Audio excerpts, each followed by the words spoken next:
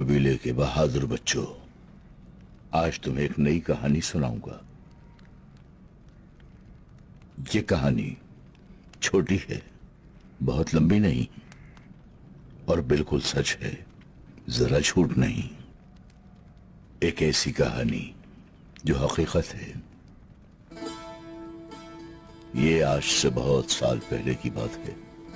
شدید گرمی پڑ رہی تھی، شاید اگست کا مہینہ ہوگا۔ سلطان الپ ارسلان اور ان کا لشکر ملازگرد کے سامنے آ کر ٹھہرا، اور ان کے سامنے تجربہ کار بازنطینی لشکر ایک سیسا پلائی دیوار کی طرح بے چینی سے منتظر تھا۔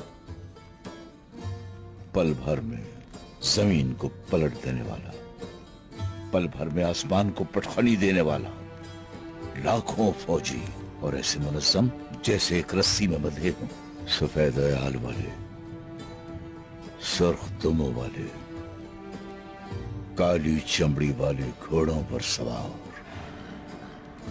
گہرے گہرے سانس لیتے ہوئے۔ اتنے میں آل سلجوق کے نام پر حکمران سلطان الپ ارسلان، جو کہ خشکیوں اور سمندروں کے ہفت اقلیم کے اور تمام عالم اسلام کے عظیم رہنما تھے۔ کفن انہوں نے پہنا ہوا، آسمانی بجلی کی طرح کڑکتے ہوئے، ہوا سے تیز رفتار گھوڑے پر سوار، تلوار لہراتے ہوئے اپنے لشکر کے سامنے آئے۔ آواز ایسی گرجدار جو میدان جنگ کے کونے کونے میں گونجے، اور پھر انہوں نے خطاب کیا: بہادرو، آج اس میدان میں اللہ عز و جل کے سوا سلطان کوئی نہیں۔ وہ خدا واحد ہے جو تمہارے مال و متاع کا اور جانوں کا اور کل کائنات کا مالک ہے۔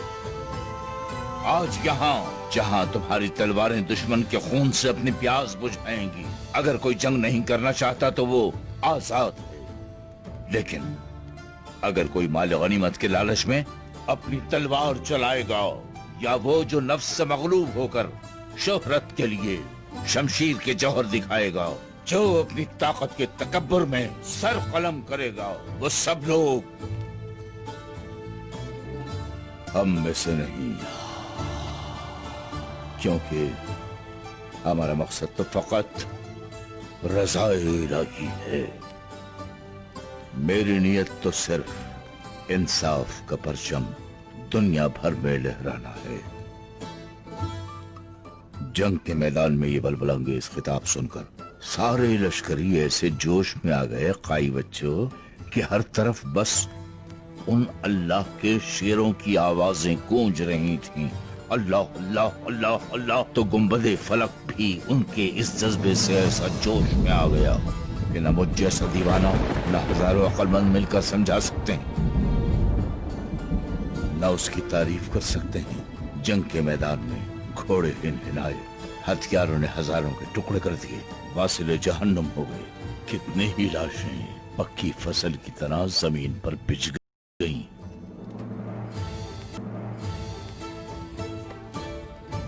اور کتنے ہی بہادر شہادت کے مرتبے پر فائز ہو گئے۔ اور پھر فتح حق پر یقین رکھنے والے عادل لشکر کی ہوئی۔ کبر کی اور فتنے اور ظلم کی فوج تتر بتر ہو گئی، تہس نہس ہو گئی، اور پھر شکست خوردہ بازنطینی لشکر کے کماندار رومی جوئن کو لا کر گھٹنوں کے بل بٹھا دیا گیا، موت کے خوف سے لرزتے کماندار کی طرف۔ سلطان الپ ارسلان بڑھے اور اس کے دونوں ہاتھوں کو تھام کر اٹھایا، بولے: تم میرے مہمان ہو۔ نہ اس پر کوئی ظلم کیا، نہ کوئی تحقیر کی اس کی، اور کچھ مدت مہمان رکھنے کے بعد اسے واپس فرانس بھیج دیا۔ اس کے بعد کیا ہوا؟ اس کے بعد کیا ہوا بتاتا ہوں۔ سلطان الپ ارسلان نے تو دشمن کے کماندار رومی جوئن کو دل سے معاف کر دیا تھا، لیکن بازنطینیوں نے معاف نہیں کیا۔ اس کی آنکھیں پھوڑ دی گئیں، اس کی بیوی کو گرفتار کر کے ایک جزیرے پر تاحیات قید کر دیا. تو بچوں سمجھنے کی بات یہ ہے کہ بازنطینی ایسے زہریلے لوگ ہیں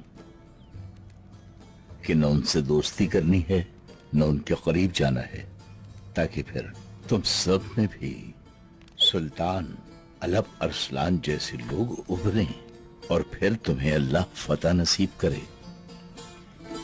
کون جانے کہ تم میں بھی کوئی ایسا بہادر ابھرے کہ اس زہریلی قوم پر فتح پانا اس کے نصیب میں لکھا ہو.